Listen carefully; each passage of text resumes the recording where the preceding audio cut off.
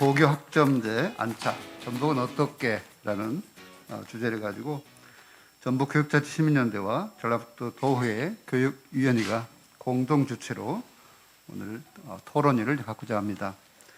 문재인 정부의 이제 주요 교육 공약 중에 하나가 고교 학점제입니다. 이 학점제를 어떻게 안착시킬 것인가? 대략 2025년부터 전 학교에 고등학교에 정착을 시키겠다. 이런 준비를 하고 있는데, 그렇다면 고교 학점제 어떤 준비를 해야 될 것이고, 우리 지역은, 전북 지역은 어떻게 이 문제를 해결해 갈 것인가 라는 고민을 함께 다루도록 하겠습니다. 그러면 오늘 패널 분들 소개 말씀드리고 토론에 들어가겠습니다. 먼저 주제 발표를 해주실 한국교육개발원 고교학점제 연구센터의 임종헌 소장님 나오셨습니다. 네. 이제 편하게 앉으시죠. 순서에 의해서 말씀드리겠습니다. 전라북도 교육청 학교교육과의 김영아 장학사님 나오셨습니다. 전북교육연구정보원 교육정책연구소의 손형태 선생님 나오셨습니다. 고교학점제 선도학교이죠. 전주고등학교의 이등 교사 선생님 나오셨습니다. 오늘 자리를 마련하는데 많은 도움을 주셨고 전라북도 교육을 이끌어가고 계시는 전라북도 도의회 교육위원회 부위원장이신 김정수 도의원 나오셨습니다. 네, 반갑습니다. 대략 오늘 토론의 순서를 말씀드리면 주제 발표 30분 하고 그 다음에 토론자분들께 각 7분 정도 시간을 드리겠습니다. 그래서 대략 1시간 정도 발표와 토론하고 그 다음에 10분 정도 질의응답 시간 갖도록 하겠습니다. 그래서 짧은 시간이지만 알찬 토론회가 될 수 있도록 여러분들께서 많은 협조 부탁드리겠습니다. 그럼 주어진 순서에 의해서 임종헌 소장님께서 고교 학점제 안착, 전북은 어떻게? 라는 주제로 먼저 주제 발표해 주시겠습니다. 부탁드립니다. 예, 오늘 위원님들께 다시 한번 늦어져서 송구하다는 말씀 드리고 시작하겠습니다. 그래도 제가 찾아뵈려고 한 2시간 반 넘게 이렇게 부지런히 달려왔다고 너그럽게 이해해 주셨으면 하는 마음입니다. 오늘 원고는 작성을 했는데요. 저희가 시간 관계상 쭉 처음부터 가기보다 쟁점이 되는 부분들만 골라서 이렇게 네네. 진행을 하겠습니다. 아마 오늘 계신 분들 교육에 관심이 많으시니까 교육개발원 잘 아실 것 같은데요. 우리나라에서 가장 오래된 국책연구기관이 보통 한 3개 또는 4개 꼽습니다. 그래서 카이스트가 과학 분야에서 제일 오래됐었고요. 카이스트가 원래 키스트였다가 아카데미가 붙어서 다시 대학으로 좀 더 많이 활동을 하고 있습니다. 그리고 경제 쪽에서는 한국개발연구원 KDI가 제일 오래전에 설립이 됐었고요. 사회과학 분야에서는 교육개발원이 제일 처음 설립이 돼서 72년입니다. 내년에 이제 50주년이고요. 그래서 아마 교육 분야에 관심 많으셨던 분들은 과거로 한 20년 전 이전으로 돌이켜 보면 교육개발원밖에 없었으니까요. 그래서 저희가 충북으로 기관 이전하기 전에는 EBS랑 같이 있었는데 EBS도 예를 들어서 교육개발원의 부설 연구 방송센터로 있다가 방송국으로 독립이 됐었고요. 교육과정이나 수학능력 시험도 대학 입시 부분도 교육개발원에서 하다가 평가원이 분리돼 나가고 직업교육도 직능원이 나가고 학점은행제도 교육개발원에서 시범 운영하다가 평생교육진흥원이 나가기도 했습니다. 최근에는 이제 저출산연구소, 육아정책연구소가 분리돼 나가기도 했습니다.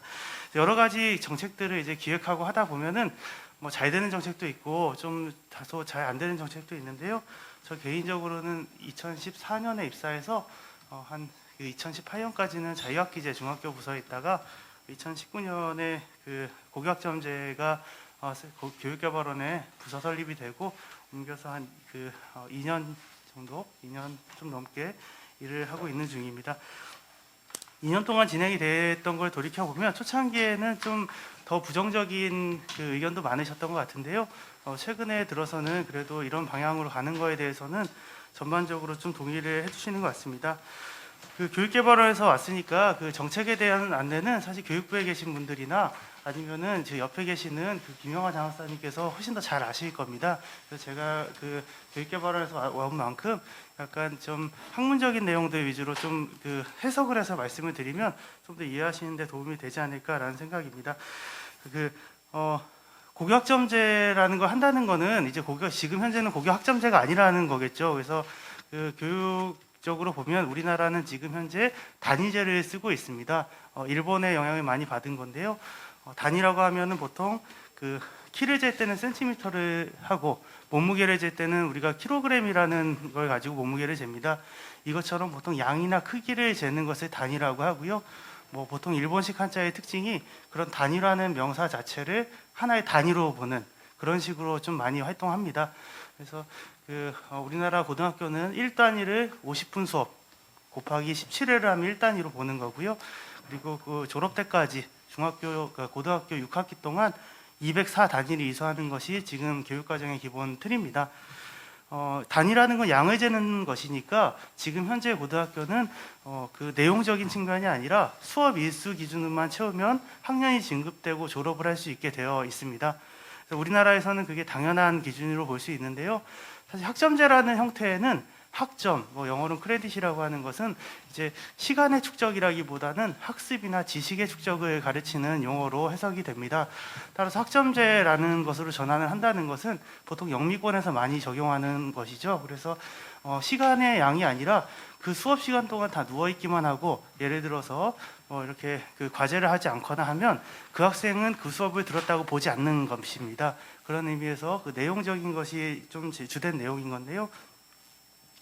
그 학점제라고 하면은 흔히 그 한 3가지 정도 요소를 우리나라 학점제의 그 핵심 요소로 봅니다. 저희가 원고 내용으로 보면은 한 4쪽 아래 슬라이드로 정리를 했는데요.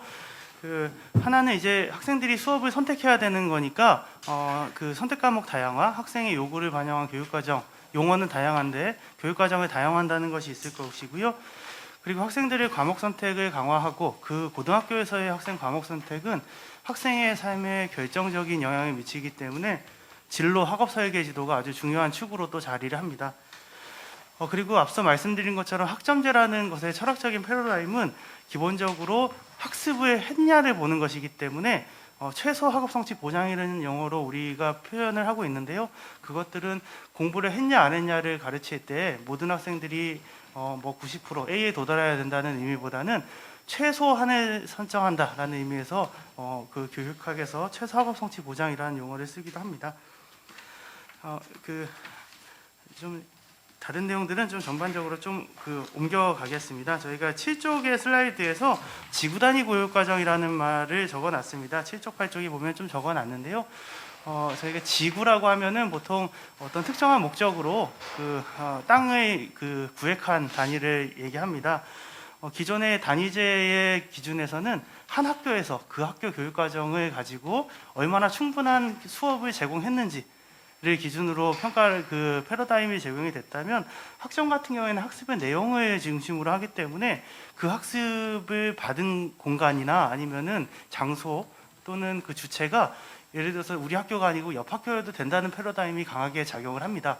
그래서 사실 근데 이런 부분들이 기존의 단위제라고 해서 안 됐던 건 아닌데요. 고교학점제를 하면서 좀 더 가속화가 되고 있어서 그 공동교육 과정이 보다 활성화가 되고 선도지구라는 용어를 통해서 그 지역 단위에서 좀 학습을 하는 것이 강조가 되고 있습니다. 사실 마을교육 공동체, 마을교육 과정에 대한 그 조례나 이런 것들이 전국에 있는 여러 교육청이나 아니면 도의회 조례도 많이 나오고 있습니다. 그런데 사실 이것들이 우리나라에서 초창기로 발을 내린 것은 자유학기제가 도입이 되고 2015년에 진로교육법이 나오면서 좀 활성화가 됐는데 사실 진로교육법에서 중학교에서 이 부분이 들어왔을 때는 단발성 진로 체험이나 단발성 특강 이런 식으로만 구성이 됐습니다. 근데 고교학점제에서 지구단위 교육과정에서 나오는 내용들은 한 번 하는 것이 아니라 그 교육과정 안에 녹아들기 때문에 상당히 깊이 있는 내용을 다뤄야 된다는 것이 특징이고 특히나 학생들이 중학생이 아니고 고등학교 수준이기 때문에 그 내용적인 깊이도 좀 더 있어야 된다. 그리고 대학과 연계가 되기 때문에 그것들이 학생의 어떤 진로나 학업 설계에 바탕을 두고 구성이 돼야 된다는 측면에서 사실상 우리나라에서 마을교육 공동체, 마을교육 과정이 나왔지만 그것들이 그 실체화되는 것은 학교와 연결이 직접적으로 되는 것은 고교학점제가 좀 시발점이 되지 않을까라고 생각을 합니다. 그쪽에 보시면 온라인 교육에 대한 내용들이 있는데요.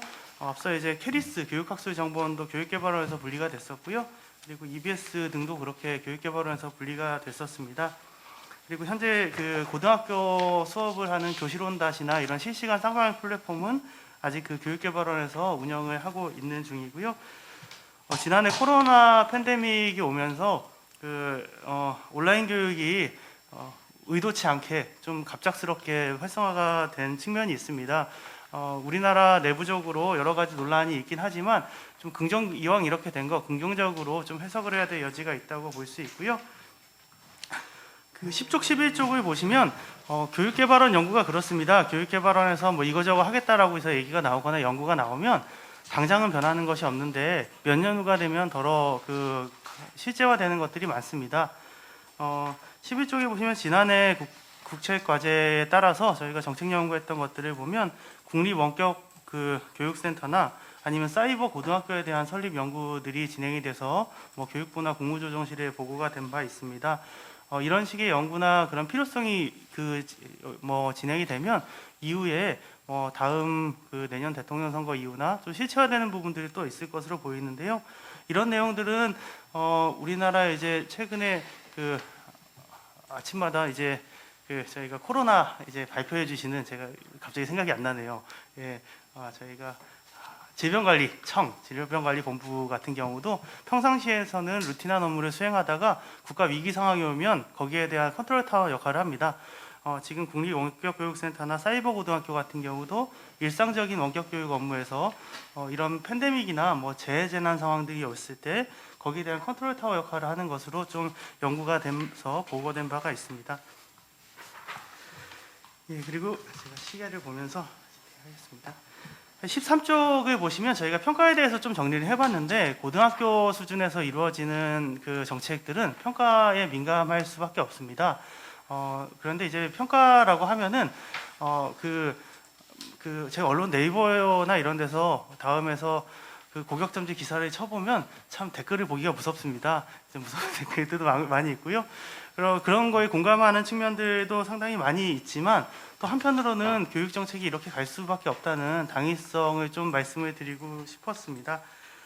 먼저 이제 13쪽 위에 보시면은 간단히 좀 이론적인 내용을 정리해 봤는데 흔히 이제 지필평가, 수행평가라는 용어가 학교에서 흔히 쓰입니다. 이것은 보통 평가의 형태에 대한 구분이죠. 그래서 지필평가는 페이퍼 펜슬을 그냥 지필로 번역을 한 것이고 수행평가는 퍼포먼스를 우리가 수행으로 번역을 해서 들여온 것일 텐데요.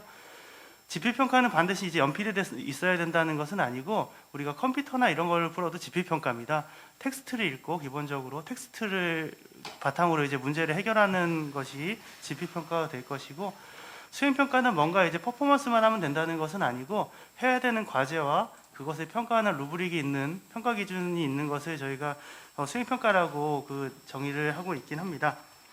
그리고 이제 평가에 있어서 상대평가, 절대평가라는 것이 있고요.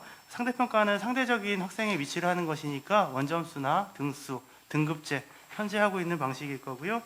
절대평가 같은 경우에는 어떤 절대적인 기준을 가지고서 학생의 도달 수준을 판단하는 것일 텐데 우리나라는 2011년도에 그 절대평가가 학교교육에 도입이 될 때 성취 기준에 따라서 제대로 가르치고 평가하겠다는 의미를 담아서 성취평가제라는 용어를 쓰고 있습니다.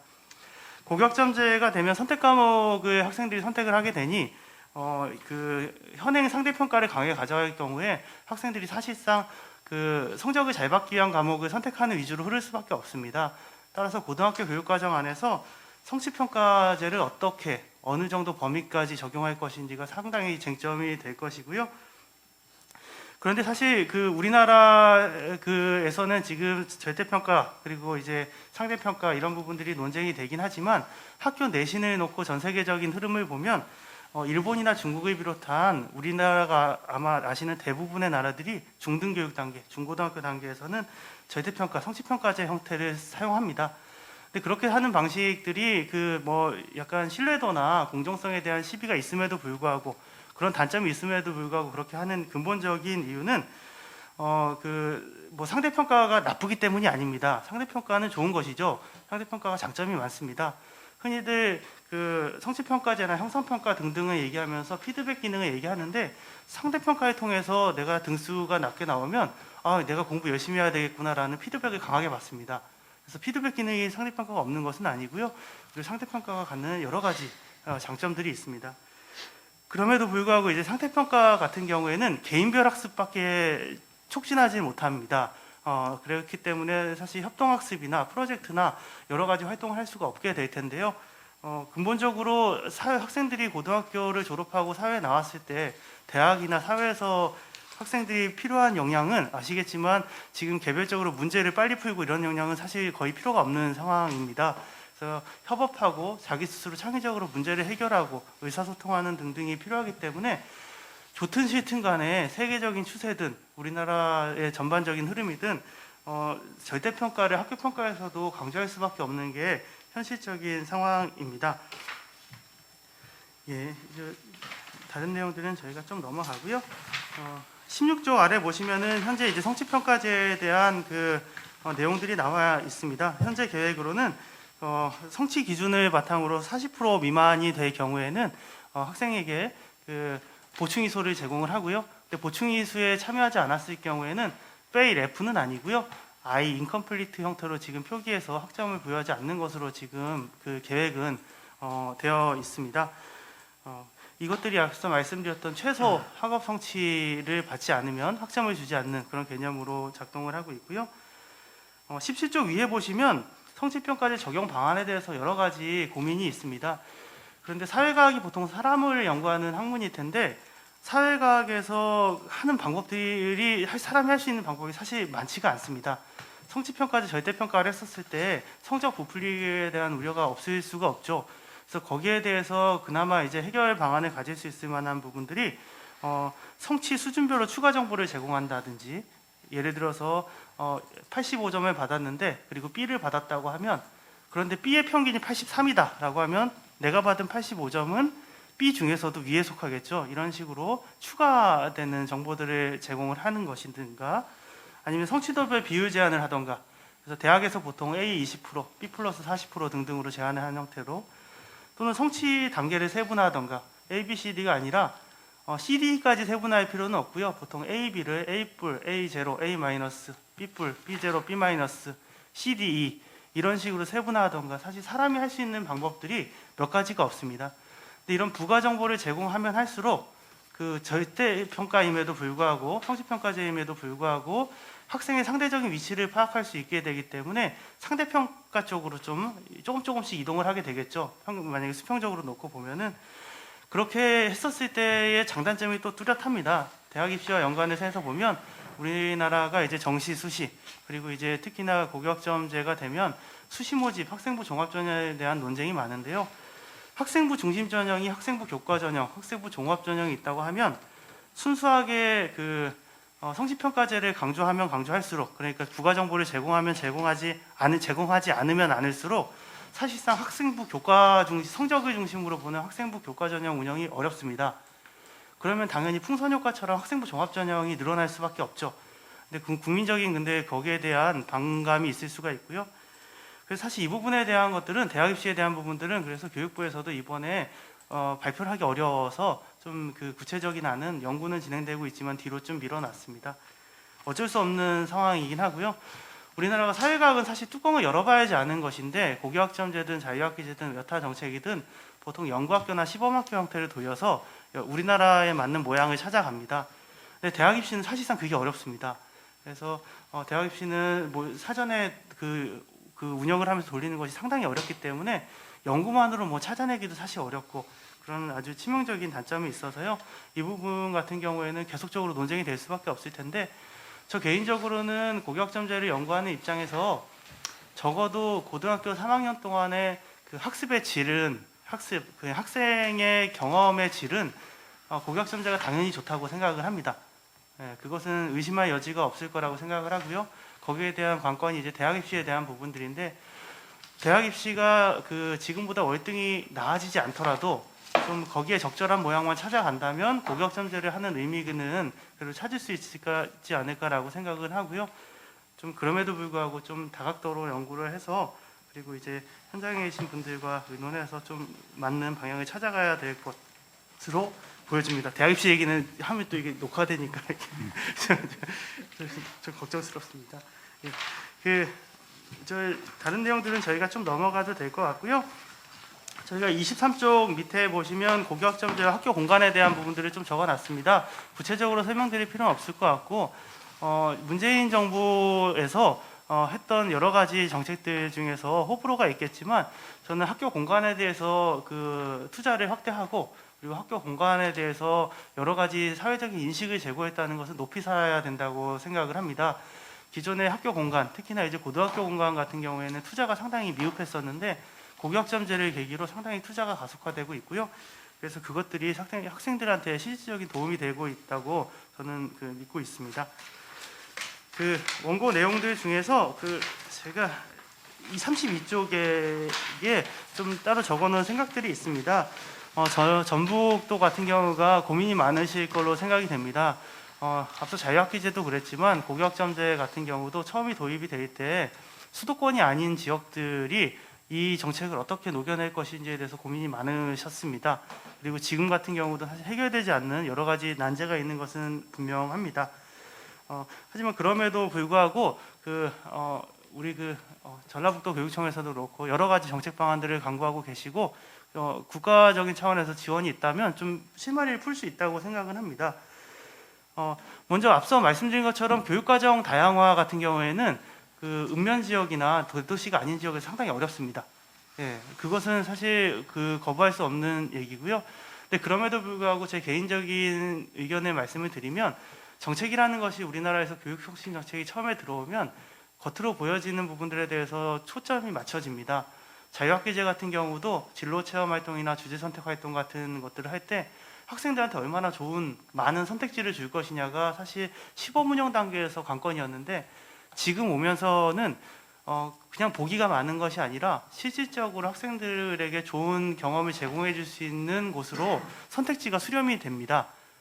그래서 고교학점제 같은 경우에도 2017년에 초창기에 발표했던 고교학점제 교육부 정의와 지난 2월 달에 발표했던 교육부의 정의가 상이합니다. 서로 다릅니다. 근데 강조됐던 부분들을 살펴보시면 제가 구체적으로 설명드리기에는 시간상은 좀 어려울 것 같은데 기존에 그냥 진로에 따라서 많은 선택 과목을 제공해 준다는 취지가 아니라 학생의 기초 기본 소양을 강조하고 그리고 진로 적성에 따른 것 그리고 이수 기준을 강조하는 형태로 나누고 있습니다. 즉 구체적으로 이제 과목을 무조건 많이 늘리는 것이 아니라 학생을 제대로 가르치고 그리고 지도하는 것에 방점을 두고 있다는 것을 알 수가 있습니다.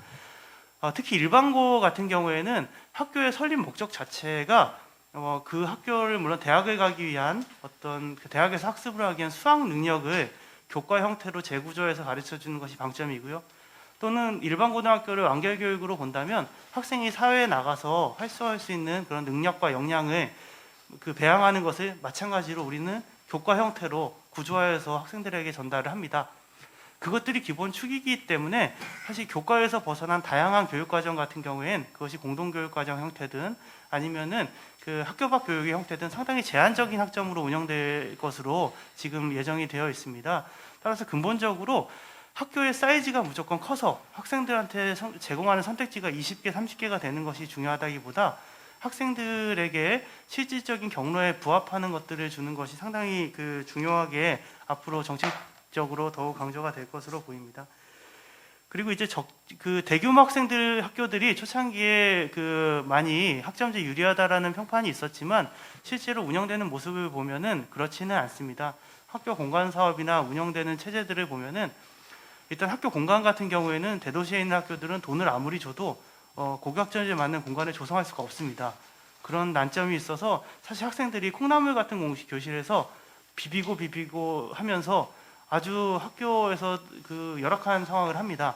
제가 지난해 완산고등학교랑 그리고 컨설팅으로 완산고등학교도 왔었고요. 장수고등학교 연구차 방문해서 학교 둘러보고 선생님들 만나 뵀던 기억이 나는데 전라북도 전주에 있는 우리 학교들 같은 경우에 사실 학교 규모가 뭐 세 학급에서 다섯 학급 규모여서 학생들한테 그 정도 규모에서 많은 선택지를 줄 수는 없지만 학생과 교사분들 간의 상당히 라포 형성이 상당히 잘 돼 있고 학생 개별적으로 원하는 것들이 충분하기 때문에 알 수 있기 때문에 어떤 진로 학업 설계 지도가 상당히 충분하고 최소 학업 성취 보장을 위한 책임 교육이 지원만 된다면 국가 수준에서 상당히 내실 있게 운영될 여지가 큽니다.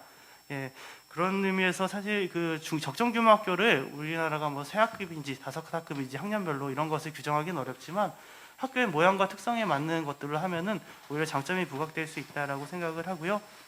그리고 대학 입시 같은 경우에 교육개발원에서도 여러 가지 형태로 제안을 하고 있지만 고교학점제가 제공이 됐었을 때 심화 과목이나 아니면은 진로 과목들을 많이 개설하고 그것들을 듣는 것 자체가 대학 입시에 강력하게 영향을 미치게 되면 사실상 그 수도권에 있는 학교들이 대학 입시에도 긍정적인 효과를 받을 수밖에 없습니다. 그런 것들에서 충분히 이해를 하고 있고요. 앞서 비공개적이긴 하지만 여러 가지 루트로 저희가 연구를 하거나 아니면 제안을 했었을 때 고교학점제가 갔을 때는 지역의 특성화된 교과목이나 아니면은 그런 개성을 반영한 지역사회 과목들 자체가 가산점을 받거나 아니면은 유리한 인정을 받을 수 있도록 하는 정책적 보완을 제안한 바 있습니다. 예를 들어서 충북 그 교육청에 저희 개발원이 지방 이전을 했는데요. 진천에 있는 서정고등학교 같은 경우가 헤이그 특사로 가셨던 이상설 선생님을 기리면서 그분이 만드셨던 서전학숙을 학교 이름으로 만들었습니다. 서정고등학교 같은 경우에는 독립운동사라는 과목을 만들어서 지금 추진을 해보고 있는데요. 대학에서 제가 건너 듣기로는 서울대학교와 서정고등학교만 독립운동사 과목이 있다고 합니다. 이렇게 지역사회나 학교 특성을 반영한 교육과정 같은 경우에는 특정한 그 대학 학과와의 연계성이 높지 않더라도 대학에서 그것들을 인정하고 충분히 받아줄 수 있게 그렇게 지속적인 제안이 돼야 될 걸로 보이고요. 아마 대학 고교학점제에 따른 대학 입시에 대한 논의가 가속화가 되면 전라북도 의회나 아니면 교육청에서도 그런 목소리에 좀 힘을 실어 주시는 필요가 있지 않을까라고 생각을 합니다. 제가 시간이 제 오버된 것 같아서 제 토론 여기서 마치겠습니다. 예, 감사합니다. 네, 고맙습니다. 짧은 시간 동안 고교학점제 전반적인 내용과 그다음에 평가 관련된 학교 공간 정책 그리고 전북과 사례에 대해서 말씀을 해주셨습니다. 하고 싶은 말씀이 많은데 말씀을 좀 자제하시는 듯한 느낌도 있습니다. 아마 정책이 뜨거워서 그렇지 않냐 싶기도 한데요. 그러면 우리 토론 선생님들께 넘기겠습니다. 먼저 김영하 장학사님께서 첫 번째 토론 이어주시겠습니다. 네, 안녕하세요. 전라북도 교육청 김영하 장학사입니다. 네, 제가 소장님의 토론 발제 파일을 보고 어떻게 이거를 교육청 입장에서는 말씀을 드려야 되나 좀 고민을 많이 했는데요. 일단 저희가 하고 있는 정책적인 부분은 간단히 설명을 드리고 그리고 무엇이 이제 이 고교학점제가 그래도 바람직하게 학교를 지원하는 형태로 운영이 될 수 있을지에 대한 이야기로 말씀을 드리도록 하겠습니다. 네, 소장님이 말씀하신 것처럼 고교학점제는 세 가지의 핵심 요소를 가지고 있습니다. 그것이 하나가 아이들에게는 아이들이 배울 수 있는 과목들이 좀 되도록이면 선택 폭을 넓혀서 과목을 좀 열어주자. 그리고 두 번째는 그거를 제대로 잘 이수할 수 있게 진로학업 설계 지도를 꼼꼼하게 학교가 챙겨서 해주자. 그리고 마지막으로는 그 과정에 아이들이 누락되지 않게 얼마나 과정적인 책임 지도를 학교가 맡아서 가느냐 이 세 가지의 큰 숙제를 가지고 있다고 보거든요. 그러면 고교학점제가 결국에는 현재의 교육 과정을 논하자는 게 아니고 앞으로 미래 세대를 살아가는 아이들에 대한 이야기로 시작됐다고 하면 학교도 실제로는 현재를 놓고 고민하기보다는 미래 교육의 변화를 가지고 담론을 이야기해야 되지 않을까 하는 생각을 좀 하게 됐습니다. 그래서 우리가 지금 그런 학교가 미래 교육 체제로 변화하는데 무엇이 가장 중요하냐? 그래서 전라북도 교육청은 2018년도부터 이제 고교학점제 준비학교를 쭉 진행해 오고 있는데요.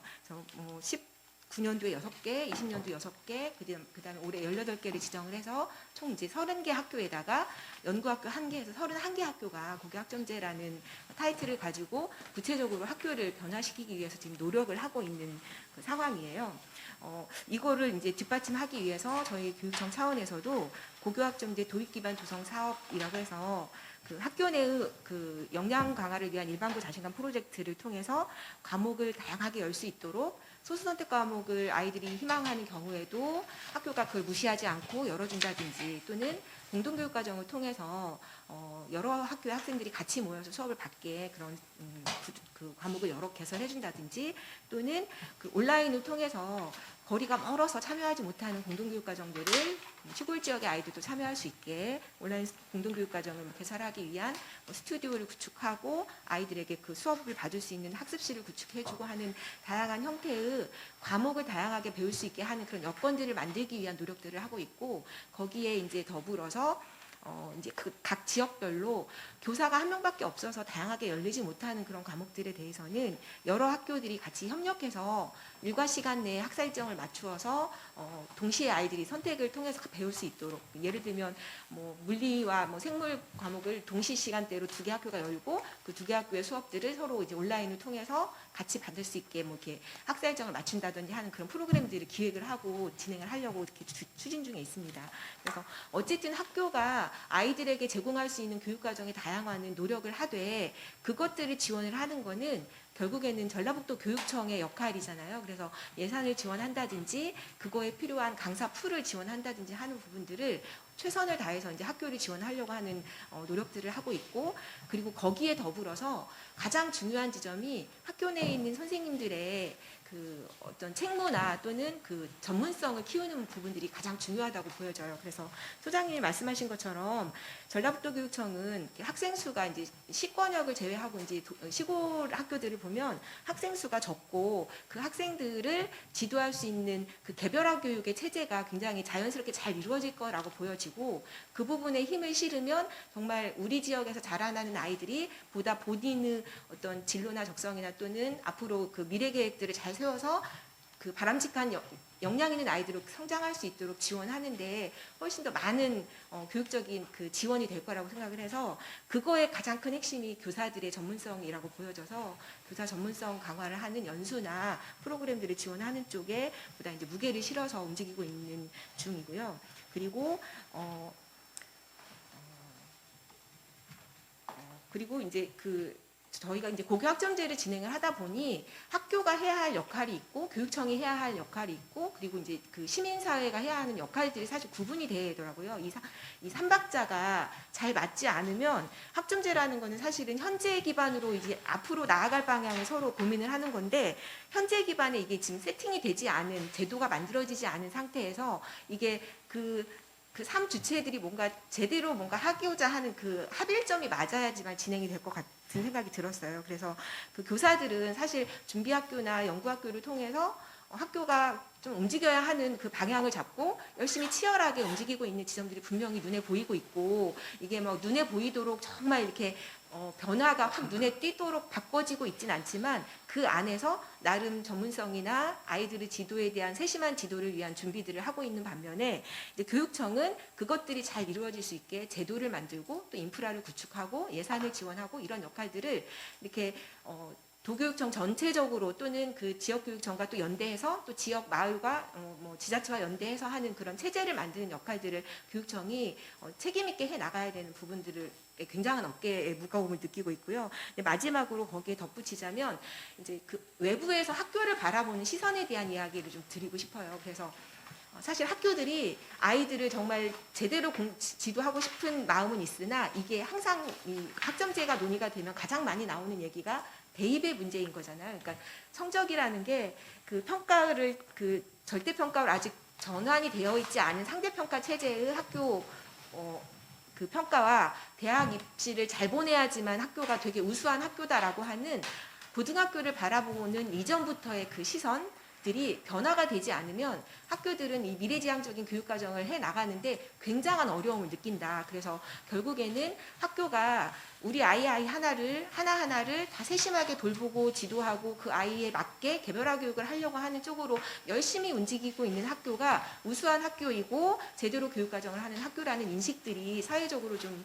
넓혀져야지만 보다 힘을 내서 선생님들이 교육과정에 대한 그 책무를 가지고 움직이지 않을까. 그런데 여전히 서울에 있는 인서울을 몇 명 했느냐, 서울대를 몇 명 보냈느냐를 가지고 계속해서 이제 학교의 이렇게 그 우수함을 자꾸 얘기를 하다 보면 결국에는 그것이 선생님들이 예전에 입시 교육으로 돌아가고 EBS 교재 풀어주는 형태로 돌아가고 과목을 개설해놓고 그 과목이 아닌 또 다른 과목들로 이렇게 변형해서 가르치고 있고 입시 중심의 그 교육을 하는 쪽으로 회귀하게 되는 그런 상황들이 또 맞부딪히게 되지 않을까. 그래서 저희가 이제 생각하는 건 3자가 해야 하는 역할들을 보다 각자가 좀 더 잘 해야 되겠다. 그게 학교와 교육청과 그리고 시민연대와 이런 그 시민사회의 어떤 인식들이 같이 동반해서 그 미래지향적인 어떤 그 교육 아이들을 기르는 문제에 공감대를 가지고 출발해야지만 고교 학점제가 제대로 안착될 수 있겠다라는 생각을 했고요. 그리고 전라북도교육청에서 진행하고 있는 다양한 고교 학점제 지원을 위한 그런 사업들이 학교 내에 이제 점차적으로 확산이 되고 있고 지난 2월에 교육부에서 발표한 종합 추진 계획을 이렇게 시점으로 해서 그 이전까지보다는 그 발표한 이후에 고교학점제에 대한 관심사들이 굉장히 많이 높아졌고 그 높아진 관심사로 인해서 학교 안의 선생님들도 보다 많이 이 학점제에 대한 추진의 그 어떤 추진을 해야 한다라는 어떤 그 의무감 이런 것들을 가지고 있다는 분위기를 많이 느끼고 있습니다. 그래서 22년도에는 좀 더 많은 학교들이 준비 학교로 들어와서 고교학점제를 차근차근 준비해 나갈 수 있도록 참여를 하기를 이제 좀 제안을 좀 드리기도 하고 그런 방향으로 갈 수 있도록 적극적으로 저희가 추진을 해 나갈 계획입니다. 그리고 그 대입의 문제나 이런 것들이 가장 중요한 문제로 지금 제시되고 있는데 그 대입의 문제는 사실 발표가 되지 않은 상황이기 때문에 발표되지 않은 대입이 어떻게 진행될지를 모르는 걸 자꾸 눈앞에 두고 고등학교 교육을 얘기하기보다는 일단은 아이들을 어떻게 기르는 것이 제대로 기르는 것이냐에 대한 그 논점을 가지고 학교 교육을 지원하는 쪽으로 좀 더 움직여야 되지 않을까 하는 생각을 하게 됩니다. 네. 제가 이상으로 말씀드리겠습니다. 네, 네, 감사합니다.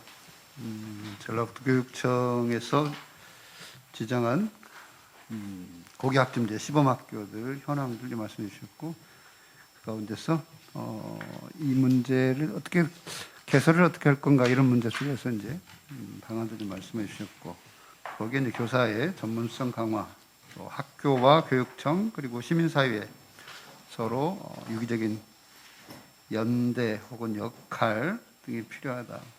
아마도 이제 이런 관계 속에서 대입과 고교학점제 어떻게 서로 양립해서 볼 건지 아니면 두 개를 함께 볼 건지 아니면 미래 교육을 한다면 대입의 문제를 어떻게 개선할 건지 이런 관점까지 함께 말씀을 해주신 걸로 정리하겠습니다. 두 번째 토론 넘어가겠습니다. 손형태 선생님께서 두 번째 토론 이어주시겠습니다. 네, 안녕하세요. 교육연구정보원에 파견 중인 교사 손형태입니다. 우선 그 코로나 바쁜 상황에도 고교학점제 틀하고 전반적인 개요나 흐름을 좀 쉽게 이해할 수 있게 주제 발표해 주신 소장님께 감사의 말씀을 올립니다. 그 강연에서 고교학점제의 필요성과 흐름, 그다음에 이제 평가라든가 마을 공동체에 다 각도로 언급을 해 주셨는데 저는 그 중에서 특히 이제 전북하고 관련된 해결 후반부에 있었던 부분에 대해서 조금 같이 고민을 해보는 부분을 말씀드리고 싶어요. 그래서 이 부분은 질문 드린 부분이 소장님이 답변할 수 있는 부분도 있지만 답변할 수 없는 부분들도 있어서 함께 고민하자는 취지로 질문을 드리는 것입니다. 그리고 이것은 정부 시책이나 이런 부분보다는 현장 교사의 목소리를 좀 대변하는 입장에서 토론문을 작성했음을 미리 말씀을 드립니다. 그리고 아까 말씀드렸듯이 고민하자는 취지에서 제 토론문을 약간 질문형의 형태로 말씀드리도록 하겠습니다. 첫 번째 부분은 그 고교학점제 관련한 교육의 전반적인 흐름이라든가 방향, 속도 이런 부분들은 현장 교사들이 굉장히 취지를 공감하는 분들이 굉장히 높아요. 그리고 설령 고교학점제에서 잘 모른다고 하더라도 취지를 설명하면 교육의 흐름과 시대 흐름에 맞다는 얘기들을 말씀하시는데 문제는 이제 현장에서 있다 보면 이 속도와 방향이 중요한 게 아니고 과연 이게 이제 현실성과 보편성을 갖고 있느냐. 아까 임종훈 소장님께서 말씀해 주셨듯이 고교학점제가 처음 시행되는 게 쭉 가는 게 아니고 점차 변화와 개혁과 이렇게 맞는 부분을 맞춰가면서 가신다는 아까 말씀했는데 저도 공감을 하는데 문제는 이게 교사들에게 굉장한 업무 피로도로 작용한다는 거죠. 이 취지에는 공감을 하지만 그 공문 하나 바뀌었을 때 교사들에게 느끼는 피로감. 작년 같은 경우에도 코로나 때문에 학사 일정을 수시로 바꾸면서 교사들 피로가 굉장히 높아진 부분이 있어가지고 그 부분들을 어떻게 해결할 것인가에 대한 부분은 아직 그 정책이라든가 교육부에서 이 선도학교나 연구학교를 이 운영 쪽에만 중점을 두고 있지 교사의 업무 강도라든가 업무 부담에 대해서는 아직은 조금 미흡한 부분이 있는 것은 아닌가라는 그런 부분들이 이제 현장에서 목소리가 나오고 있어요. 또 특히 이거를 이제 전북 같은 경우에도 아까 장 학사님 말씀하셨듯이 2025년에 전면도이긴 하지만 이미 올해 전북에 있는 그 일반고 같은 경우는 30%가 이미 학점제 전환을 지금 시행하고 있는 상황에서 25년 전에 거의 대부분의 학교가 국영학점제 그 학사 운영 체제를 도입하게 될 텐데 이거를 적극적으로 운영한 학교일수록 더 업무 부담이 높다는 얘기들을 말씀하시거든요. 그래서 그 부분에 대해서 그 업무 부담을 어떻게 해결할 수 있는 것인가에 대한 좀 방향이라던가 좀 구체적인 대안들이 어떻게 얘기되고 있는지 그리고 그게 얘기되고 있다면 그것들을 학교 현장에 어떻게 홍보를 하거나 인지도 제고를 하시는 방향으로 생각을 하고 계시는 건지가 첫 번째 질문이고요. 두 번째하고 이제 세 번째는 연관되어 있는데 이 전북의 특성상 그 전북은 아까 말씀하셨듯이 읍면 지역의 교광사 지원에 한계가 있지만 적정 규모의 좋은 고등학교에는 기회가 되신다는 말씀을 해주셨는데 적정 규모의 좋은 고등학교가 좀 구체적으로 어떤 수준의 학교들을 말씀하시는지를 조금만 더 구체적으로 말씀해 주시면 좋겠고 이 전북 같은 경우에는 그 농어촌 지역에 있는 학교라든가 그 전주군사 인산 같은 도심에 있다 하더라도 변두리 지역 같은 경우에는 농어촌이라든가 소규모 학교의 형태를 띈 학교들이 굉장히 높아요. 과반 이상이 넘어가는데 이 학교들에서 새로운 지역과 연계된 과목을 개설하려고 할 때 가장 어려운 부분 중에 하나로 뽑는 부분이 강사 수급 부분이거든요. 근데 교사들이 원하는 건 강사 수급을 하려면 조금 뭔가 그 이 좀 먼 지역 아니면 학생이 적은 지역에 오는 강사들에게 어떤 인센티브라던가 좀 수혜 혜택이 있어야 되는데 이거에 직접적으로 줄 수 있는 부분이 사실은 강사료밖에 없거든요. 그래서 강사료 인상에 대한 요구를 많이 하는데 이 부분은 또 교육부만 해결할 수 있는 부분은 아니고 이제 예산 관련 부서 해결해야 되는 부분이라서 잘 어려운 부분들이 있는 것 같아요. 그 부분에 대해서 어떻게 할 것인지 그리고 얼마 전에 또 이제 국회에서 한 의원께서 그 한시적으로 무자격 교사에 대해서 좀 수급하기 어려운 과목에 있어서는 교원 자격이 없더라도 일시적으로 교사 역할을 할 수 있도록 하겠다는 입법 발의를 했는데 지금 교원단체에서 설문한 결과로는 교사들 90% 이상이 반대하고 있거든요. 이런 부분에 대한 충돌 부분에 대한 해결 부분을 어떻게 할 것인지 그러니까 현실적으로는 강사 수급이 필요한 게 맞는데 소규모 학교나 농어촌 지역에서 이 강사 수급을 어떻게 해결할 것인지 실제적인 해법은 얘기가 되지 않고 있거든요. 이 부분 하나.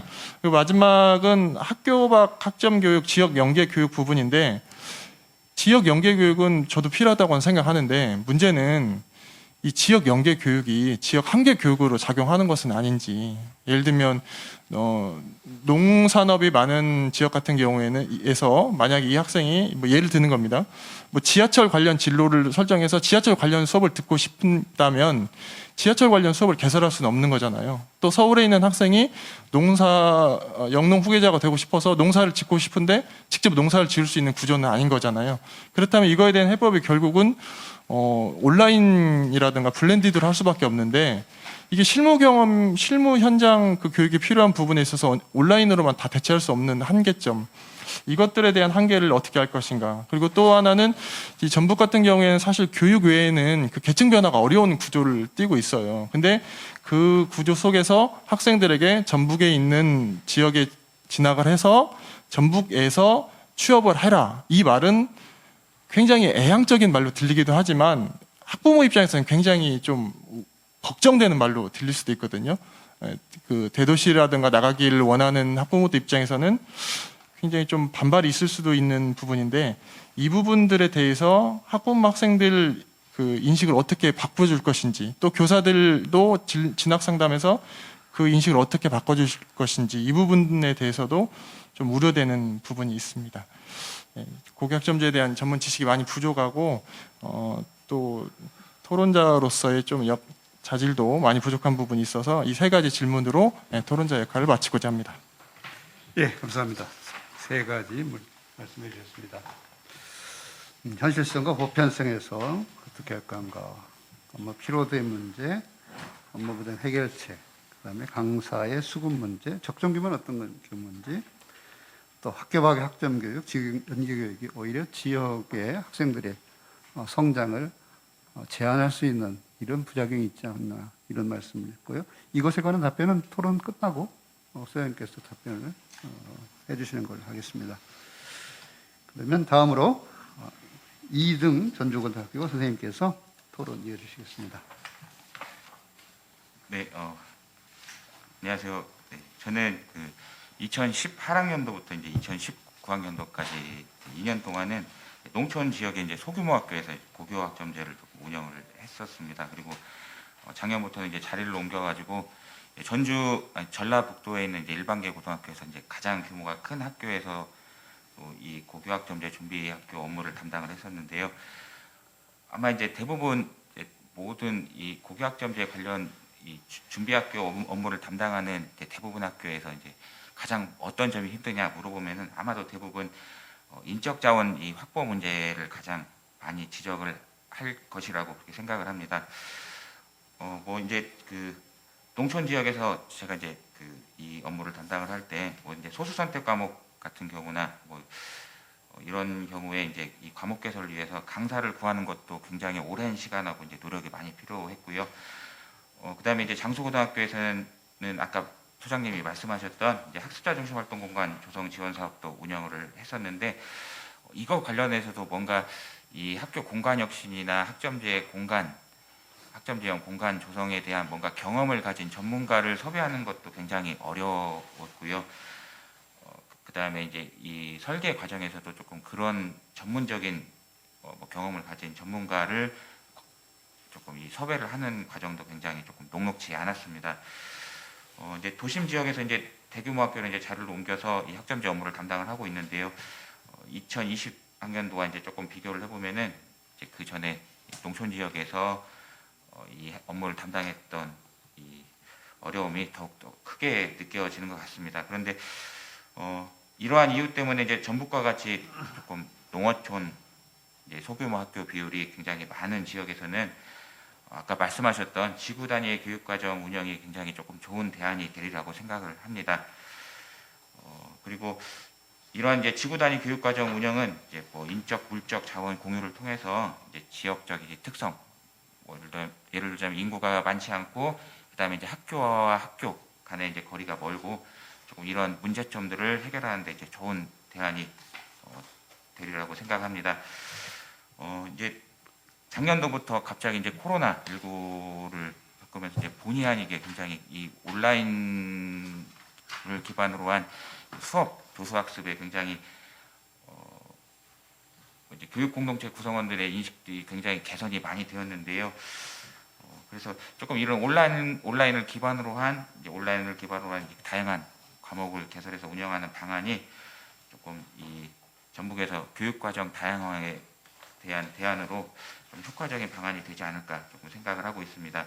그리고 이제 군 단위 이제 이동 거리가 먼 학교 간에도 조금 이러한 온라인 플랫폼들을 활용을 해보면 여러 가지 이제 다양한 과목들을 개설을 해서 이제 수업을 운영을 해볼 수 있는 방안이라고 그렇게 생각을 하고 있습니다. 그런데 이제 지금 현재 전북과 같은 경우는 이러한 공동교육 과정의 운영 주체가 이제 단위 학교로 그렇게 되어 있습니다. 그런데 이제 이런 단위 학교가 주체가 돼서 운영하는 공동교육과정 형태는 조금 이런 문제점들이 있는 것 같습니다.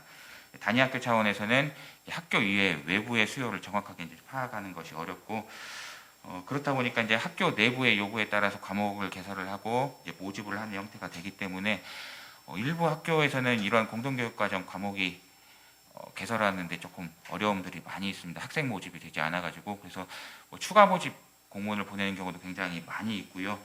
혹은 이제 반대로 이제 너무 많은 학생들이 이제 인기가 많은 과목 같은 경우는 너무 많은 학생들이 몰려서 선발의 과정을 거쳐야 하는 경우도 굉장히 많습니다. 그래서 이제 단위 학교가 주체가 돼서 이 공동교육 과정 운영을 하다 보니까 원래 이제 공동교육 과정의 기본 이제 원래의 취지와는 조금 다른 방향으로 조금 운영이 되고 있는 것 같습니다.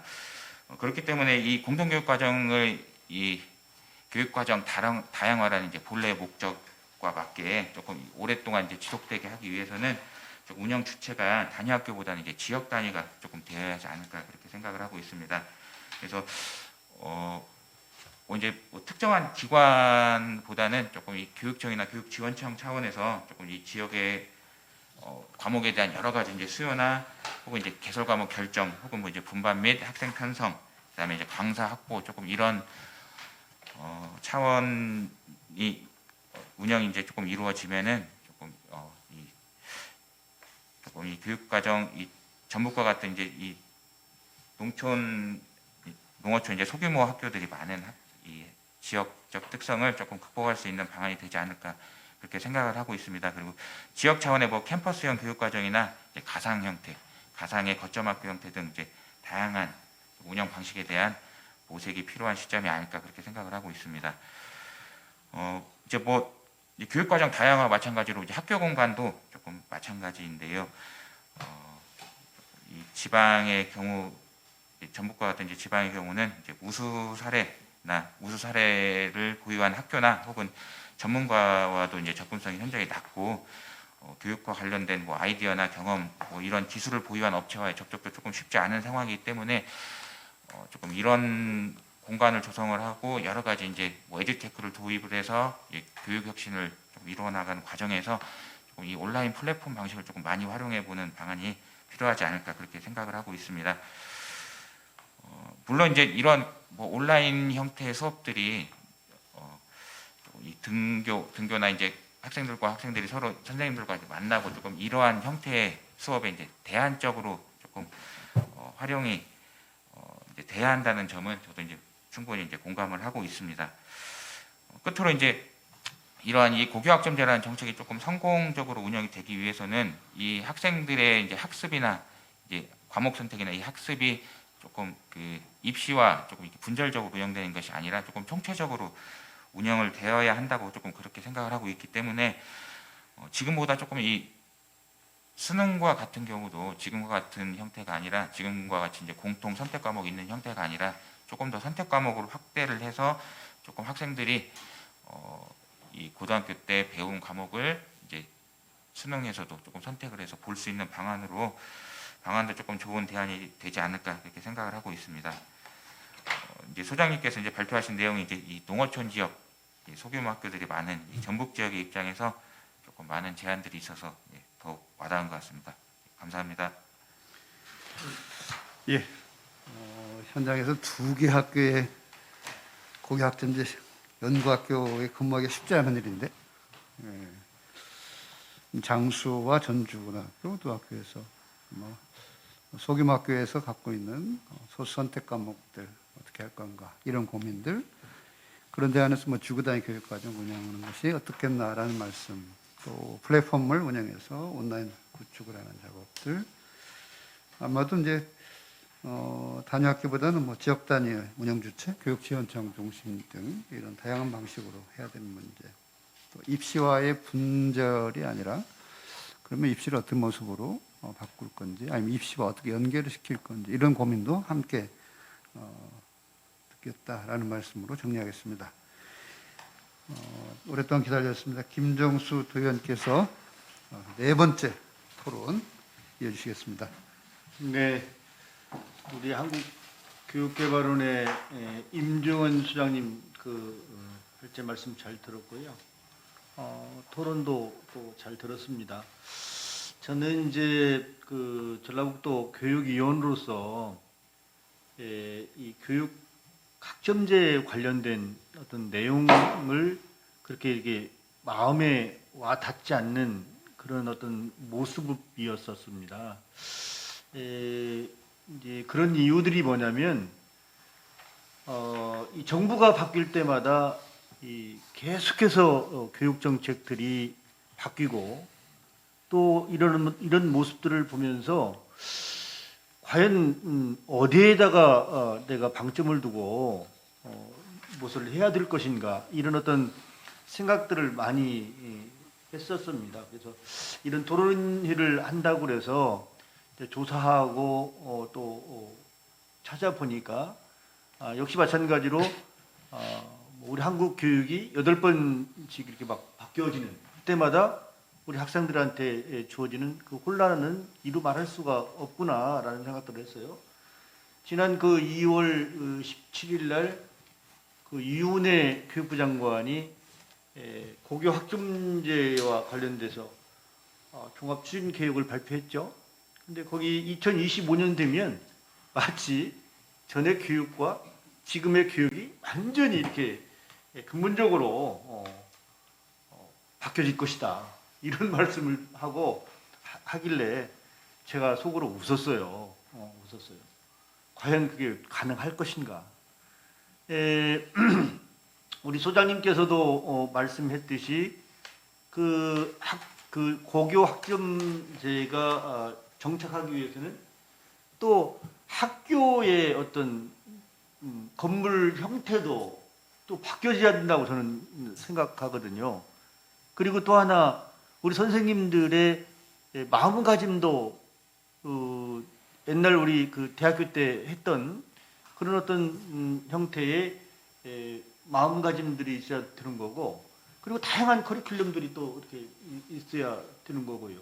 그리고 제가 예를 들어서 순수학문을 하고 싶으면 그 순수학문 한 사람들이 그대로 대학교까지 쭉 이어져서 거기에 대가 가질 수 있는 어떤 그런 모습의 시스템화가 쭉 이어져야 되는데, 우리나라 교육은 지금 중구난방 어디에다가 이것을 둬야 할지 모를 그런 어떤 상황입니다. 대학이 뭐 언제부터 순수학문이 있었어요? 지금은 빵 공장 기계처럼 그냥 찍어내는 어떤 직업 학교가 돼버렸잖아요.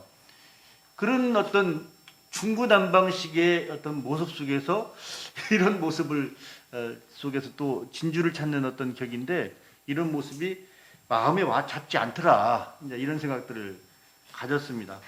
하지만 그리고 그 정부에 대한 어떤 그 신뢰도, 교육과 관련된 신뢰도도 엄청나게 이게 부정적인 어떤 평가들이 많았습니다. 그러나 우리가 해보지 않는 것을 계속해서 또 탓하기보다는 또 이제 해야 할 일들 아닙니까? 그래서 몇 가지 이제 제가 당부의 말씀을 드리고자 하는데요. 그 2025년 고교 학점제는 그 새로운 고등학교 교육 제도가 전국 모든 고등학교에 전면 이제 시행 적용되고, 2025년부터 이제 현재 그 자율형 사립고, 유국어교, 또 국제고가 일반고로 전환되고 고교 학점제를 적용해야 합니다. 그러죠? 교육부는 고교 학점제를 그 학생이 기초 소양과 기본 학력을 바탕으로 진로 적성에 따라 과목을 선택하고 이수 기준에 도달할 과목에 대해 학점을 취득, 누적하여 졸업하는 제도라고 설명하지만, 연구자에 따라서는 개별 과목에 부여된 학점의 성공적 이수와 등록 학기를 누적하여 학년을 진급하고 졸업에 이르는 학사 관리 제도라고 정의하기도 합니다. 저는 그렇게 이렇게 봐왔어요. 그래서 뭐 이것을 쭉 전부 다 읽기보다는 자료로서 좀 참고해 주시고, 저는 어찌 보면 지금 문재인 정부가 추진하고 하려고 하는 이것이 이제 불과 이제 문재인 정부가 1년 남았어요. 하면 또 다른 어떤 정부가 들어서더라도 이것을 계속 발전시키려고 노력하는 어떤 모습은 대동소이 똑같은 어떤 모습이야 될진데, 또 이제 과연 어떠한 모습으로 우리들의 모습으로 와 닿을는지, 이런 것들이 굉장히 이렇게 이제 이렇게 걱정거리가 또 앞섭니다. 그래서 저는 우리 전라북도 교육청이 저는 그 밝음 철학이 있어야 된다라고 생각하는 것들이 뭐냐면, 이것을 내가 어느 일순간에 전부 다 해결하려고 하는 어떤 모습보다는, 어떤 특정 학교가 이렇게 주어지면 거기 대한민국에서 최고로 가는 어떤 그 고교 학점제 고교가 돼야 되잖아요. 근데 지금 장수고나 모르겠어요. 전주고는 좀 어느 정도 자리를 잡아가고 있다고 제가 들었지만, 그런 어떤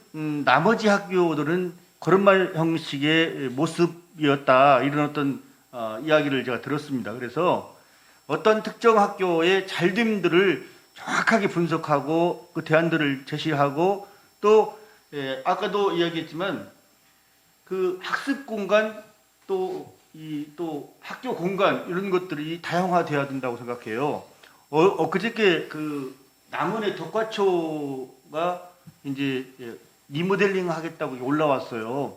근데 그 덕화초를 보니까 좁은 학교지만 그 대한민국에서 그런 어떤 그림과 같은 학교가 없더라고요.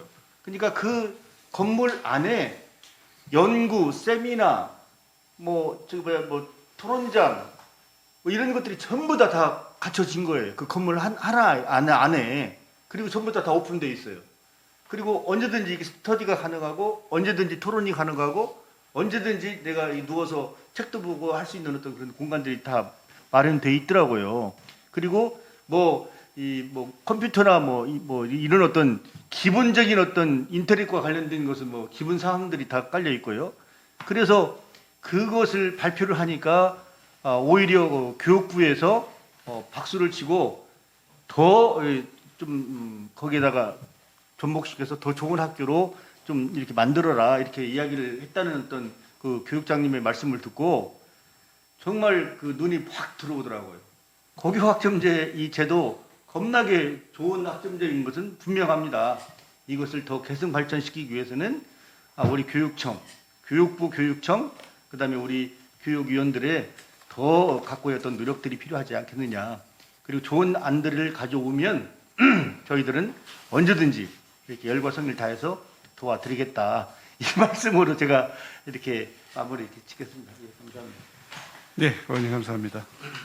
고교 학점제 현실의 문제에서 학교의 건물 형태 변화, 다양한 커리큘럼 개설, 대학과 연계라는 모든 말씀을 주셨고, 뭐 좋은 제도를 기왕했으면 이것을 우리 지역에서도 잘 성공시킬 수 있도록 좋은 대안들이 나오면 적극적으로 교육위원으로서 지원해주겠다. 뭐 이런 말씀으로 정리하겠습니다.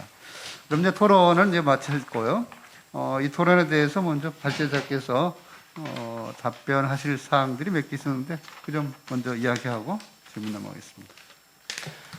예, 제가 그 사무국장님께 부탁드려서 원고 어제 읽어봤습니다. 그래서 오늘 아침에 좀 일찍 눈을 떠서 읽어보면서 어떻게 답변 드려야 될지 고민을 했는데, 사실 제가 명쾌한 답변을 드릴 수 있을까라는 걱정을 하면서 오긴 했었습니다. 그래서 이해하실 수 있겠지만 감안하셔서 들어주셨으면 하고요. 먼저 전북교육청에서 특히나 이제 여러 도교육청에서 활동을 하시는데, 지금 전라북도교육청 같은 경우에 특히나 이제 하는 활동들이나 고교학점제에 관해서 자체적으로 해석하면서 여러 가지 노력하고 계신 걸 충분히 알고 있습니다. 그래서 지난해 학교 방문해서 연구도 하고 이랬었고요. 그래서 오늘 핑계김에 또 와서 장하사님 뵙고 이렇게 됐습니다. 선생님들께서 써주신 원고 보면은 특히 이제 의원님께서도 그렇고 글을 너무 잘 써주셔서 제가 좀 부끄러울 정도요 그랬었는데요. 몇 가지 제가 간단하게 답변 드릴 것들 좀 하겠습니다. 일단은 교사의 피로감을 손영태 선생님께서 말씀해 주셨는데, 이 부분이 제일 핵심인 것 같습니다. 사실 저도 교육 쪽에서 일을 하다 보니까 좀 교육 쪽의 그런 선생님들에 대한 생각이나 이런 쪽으로 갈 수밖에 없는 게 교육개발원의 현실이긴 합니다. 선생님들 아시겠지만 사실상 선생님들께서 힘드신 거에 대해서 여러 가지 세부적인 내용이 가봤자 결국 근본적으로는 교사분들, 고등학교 선생님들 수업 시수 줄여주는 게 가장 근본적인 해결책이긴 합니다. 그래서 지금 평가원에서 연구를 해서 마이스터고에서 적용된 다음에 지금 확정된 안은 이제 그 수업량을 줄이는 거죠. 고등학교 수업량 줄이는 거는 아마 아실 수 있을 거고요. 지난주에 언론에서 한번 여러 차례 나왔었는데 보셨을 수 있습니다. 저희가 교사분들 수업 시수가 시도마다 다르지만 평균 수업 시수가 15에서 16 정도 합니다. 고등학교 같은 경우에 그런데 이제 언론에 저희가 교육개발원 연구라고 해서 평균 수업 시수를 12로 가져가는 거를 발표를 했었습니다. 그래서 언론에서 지난주에 한번 나왔었고요. 보셨을 수도 있는데 안 좋은 얘기도 많이 들었습니다. 안 좋은 얘기도 많이 들었었고요. 이제 그럼에도 불구하고 고교학점제가 이제 잘 운영이 되려면 근본적으로 교사분들이 복수 과목을 가르치셔야 되고 그리고 시험 출제도 복수로 하셔야 될 가능성이 높고 그리고 학생 개별 지도 측면이라든지 아니면은 보충학습 지도 등등을 고려하면 수업 시수가 대폭적으로 축소될 필요가 있다는 걸 제안한 바 있고요. 한 달 정도 전으로 생각이 되는데 교육부의 고교교육혁신과는 아니고요. 교원정책과에서 근본적으로는 그렇게 되려면은 교원 수급 기준을 바꿔야 하는데요. 관련돼서 담당과 과장님 만나 뵙고 좀 저희 연구들 종합해서 설명드리는 적이 있습니다. 지금 우리나라 이제 고등학교 교사 수급 교사분들 배치 기준을 보면 행정학급 기준에 영향을 많이 받습니다. 행정학급 기준을 많이 받아서 교육청에서 인가한 학급 수가 1학년 4개, 5개, 2학년 몇 개 이런 식의 것들이 강하게 영향을 받는데 고교학점제가 되면 근본적으로 동시간대 운영되는 수업이 많이 늘어나겠죠. 그래서 수업학급이라는 개념을 가지고서 그러니까 동시간대에 실제로 수업이 이루어지는 걸 가지고 교사 수급 기준 자체에 좀 반영할 필요가 있다는 것들을 좀 제안을 한 바 있습니다. 사실 이런 식의 제안들이 당장 오늘 해서 내일 바뀌는 것들은 아닐 텐데요. 제가 알고 있기로 교육부에서도 기재부나 이렇게 제안을 한 걸로 알고 있고요. 점차적으로 좀 개선이 될 거라고 생각을 합니다. 근데 그럼에도 불구하고 지금 새로운 교육혁신 정책이 나오면 그것들을 적용하시는 곳이 많이 힘드시죠. 그거를 교육개발원에서 익히 잘 알고 있습니다. 교육개발원의 연구기관이라고 하기에는 약간 교육 기획 업무를 하기 때문에 저는 처음 입사할 때 이렇게 몇십 년 동안 계속 교육 정책을 했고 여러 가지 기관으로 좀 분화가 되고 그러면 좀 업무가 줄어들지 않을까라고 생각을 했는데 어떻게 해가 가면 갈수록 업무가 더 늘어납니다. 그래서 최근에는 아시겠지만 대학 영양진단이나 이런 부분들도 교육개발원에서 하고 있는데 사실 너무나 힘들고 어렵습니다. 그래서 대학 영양진단이 지금 주기별로 그래서 올해 다음 5월 둘째 주, 셋째 주가 전국 대학교들에서 교육개발원에 오셔가지고 서류 제출하시는 게 이제 이번 달입니다. 그래서 3년 주기로 진행이 되는데 거기서도 이제 근본적으로 지방에 있는 대학들이 아무리 노력을 해도 그 대학이 가진 교육과정이나 교수분들의 노력을 떠나서 수도권에 있는 대학들이 가진 그냥 지역이 가진 총체적인 자원 때문에 학생들이 수도권에 있는 대학에 가고 싶어 합니다. 그래서 그 부분에 대한 게 사실 어떻게 방법이 없는 부분이어서 평가 지표나 여러 가지 부분들로 좀 보완을 해도 어려운 면이 있습니다. 그래서 그게 대학 같은 경우도 그런 부분들이 좀 난점이 있고요. 제가 갑자기 또 하소연이 넘어갔는데 자 이거 참 그래서 선생님들께서 새로운 정책 도입하실 때 어려움이 많으신 거를 저도 알고 있고 저도 교육개발원에 있는 약간 상대적으로 좀 젊은 남자 박사가 그런 정책에 많이 끌려 들어갑니다. 그래서 가장 좀 아마 학교 현장에서도 그러신 면이 좀 없지 않겠다라는 생각이 들고요. 근데 이런 교육혁신 정책이 많고 빈번한 게 김정수 의원님께서 얘기해 주셨지만 좀 우리나라 교육이 가진 어려움이기도 한데 또 한편으로 보면은 세계에서 우리나라 교육을 높게 보는 그런 관점이기도 합니다. 사회과학에서 가장 핵심적인 게 교육학인데요. 사회 변화에 따라서 바뀌어 나가는 게 어떻게 보면은 맞기도 한데요. 우리나라 같은 경우에 단적으로 보면 일본이나 이런 여러 가지 나라들이 수십 년 전에 교육 정책을 바꾸지 못합니다. 일본 같은 경우에 우리나라 교육과정도 교과, 특별활동, 우리나라가 창의적 체험활동 오기 전에가 특별활동이었었죠. 그리고 특별활동 종합적 학습 시간으로 구성이 되는데 그게 100년 전게 아직도 오고 있습니다. 일본 내에서 그걸 혁신을 제대로 못합니다. 바뀌지 못하고. 근데 우리나라는 그리고 일본은 정권도 못 바꾸죠. 정권도 거의 단일 정권이 이렇게 쭉 가는 거 여러 가지 부작용들이 있는데 장점도 있겠지만 우리나라 같은 경우에는 어떤 여러 가지 호불호를 떠나서 역동적으로 사회가 변하고 교육 정책 같은 경우도 상당히 사회 변화해서 역동적으로 바뀝니다. 그래서 그것들이 단점도 많지만 우리 돌아서 10년, 20년으로 내다보면 우리나라가 상당히 저 대학이나 고등학교나 초등학교, 중학교나 역동적으로 변하고 그게 사회나 교사분들의 힘이 아닌가라는 또 생각이 됩니다. 이런 얘기하면 또 안 되는데 고생 답도 아니고요. 예. 그리고 또 이제 말씀해 주셨던 것 중에서 저 장수고등학교 가봤었는데 아마 제가 작년에 시험 기간이었던 걸로 기억합니다. 장수고등학교 가서 학교 둘러보고 선생님들 코로나에서 많이는 못 뵀고요. 선생님들 교감 선생님이랑 그 담당 선생님들 좀 뵙고 그렇게 했었는데 그때 이제 학교 공간에 대해서 재구조했던 담당 선생님이 계신데 다른 학교로 가셨다라는 말씀을 들었던 기억이 납니다. 아마 그분이 2등 선생님이신 거 아니신가? 제가 지금 와서 말씀하신 걸 들었더니 그렇다는 생각이 듭니다. 그래서 그 작년 코로나 상황에 놓고 보면은 수도권의 고등학교보다 제가 작년에 여러 학교들을 갔었으니까요. 그 지방에 있는 저는 충북을 이전했으니까 충북이나 전주에 있는 학교들이 오히려 장점도 많았습니다. 사실 수도권에 있는 고등학교나 아니면은 그 코로나를 많이 세게 맞았던 대구 경북 지역 고등학교들은 작년에 교육과정 자체가 운영이 제대로 안 된 측면이 많습니다. 근데 제가 다녔던 수도권이 아닌 학교들은 코로나 상황인데도 불구하고 선생님들께서 학생과 상당히 거의 정상적인 교육과정을 이수하셨던 것들이 많이 보여서 그 인상 깊게 봤던 기억이 또 나고요. 지방의 인적 자원이 부족하고 이런 부분들이 큰 문제인 것 같습니다. 저도 그 3년, 4년 전에 지방 이전하면서 그 서울에 있다가 아이들을 데리고서 지금 충북 진천으로 이사 와서 살고 있습니다. 그 장점도 많이 있지만 사실 아이들이 중학교, 고등학교 갔었을 때 어떻게 가르쳐야 되는지에 대해서 저도 고민이 없을 수가 없습니다. 그래서 저희 지금 교육개발원이나 평가원이 충북 진천에 있는데요. 바로 걸어 나가면 이제 논밭으로 펼쳐집니다. 그 공공기관이 모여 있는 지역만 딱 이제 그 혁신도시라고 명칭이 되어 있고 딱 나가 있으면은 여기 전주처럼 배후 도시가 있는 것도 아니어서 완전 시골로 펼쳐집니다. 그래서 장단점도 있고 걱정도 많이 되는데요. 근데 그럼에도 불구하고 지금 여러 가지 온라인에 대한 교육 그것들에 대한 수용도가 제가 생각하는 것보다 현장이 많이 다른 것을 느끼긴 합니다. 저 아이를 키우고 있는데 아이 같은 경우는 CD 플레이어도 본 적이 없고요. 네. 예, 텔레비전 보면은 이렇게 그것도 잘 못하는데 최근에 보면은 여러 가지 연구 결과에서 온라인에 대한 대면 과외나 활동들이 급격하게 늘어납니다. 제가 과연 학생들을 만난 적이 있는데 그냥 수업 듣고 질의응답하는 것을 하는데 왜 만나야 되냐고 아이들이 오히려 되묻습니다. 이동하는 시간이 아까운데 뭐하러 가서 만나고 뭐하러 그렇게 하는지에 대해서 물어보는데요. 지금 아이들이 온라인에 대한 수용도가 상당히 다르기 때문에 그런 부분들에 대해서는 좀 적극적으로 좀 해소를 한다면 오히려 장점이 될 수 있지 않을까라는 생각이 들고요.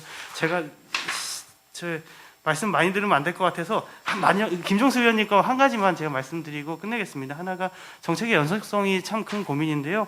저는 그 고교학점제에 대해서 개인적으로 크게 걱정을 하지 않는 부분이 있습니다. 이게 MB 대통령님 계실 때도 국영수 과목에서 고교학점제 부분 도입이 공약으로 있어서 추진을 하시다가 당시에 고교 다양화에 대한 역풍도 많고 그래서 본격화되지 못하셨던 측면이 있었고요.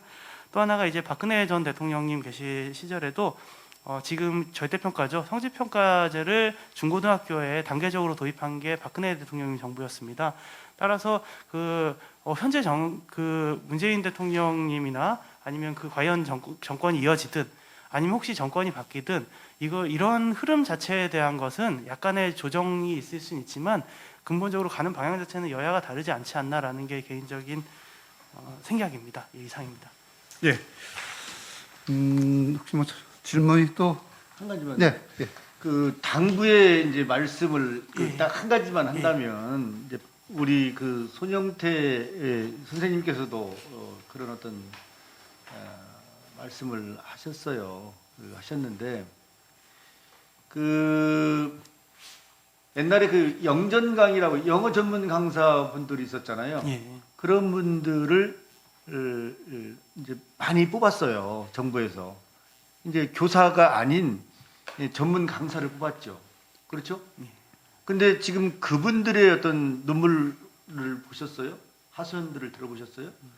왜냐하면 이제 그게 이제 도태가 되는 거야. 이제 원어민 강사들이 오고 그러다 보니까 그래서 그 무자격의 강사분들을 채용하는 것은 이건 있을 수는 없다.